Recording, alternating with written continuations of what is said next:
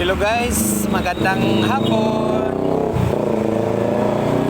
Nandito ko ngayon sa harap ng Senate sa Taguig. Sa lahat na hindi pa po alam kung saan po yung lugar tinayo ang bagong Senado o Senate, andito po tayo sa Taguig. Port Bonifacio. Ito po siya gayon.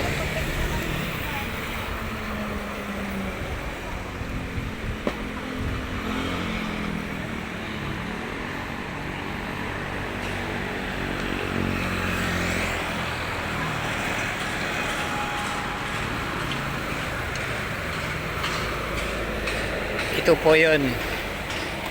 Ang estimate po nila, kasi hindi lang yung dalawang nakita natin na building nakatayo, mayroon pa po sa likod, bali siguro 4. So ngayon mag-antay na lang tayo. Sa sabi nila siguro di makaabot ng mga 2025 mademolish na po yung mga katabi ng Senate.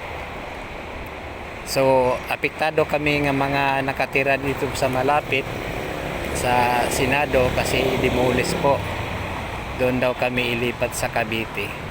So ito po yung lugar na yun nga nakita ko sa inyo. Ito po yung bagong Senado. Dito po nilipat nila sa Taguig City sa Port Bonifacio. Ito po.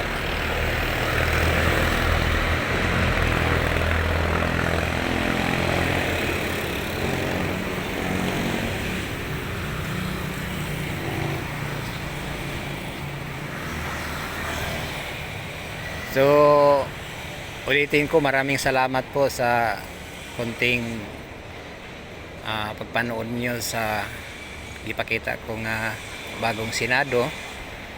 Sa lahat na nakapanood, marami pong salamat sa inyo.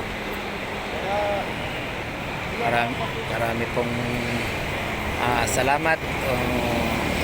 Babay na po sa inyo. God bless po.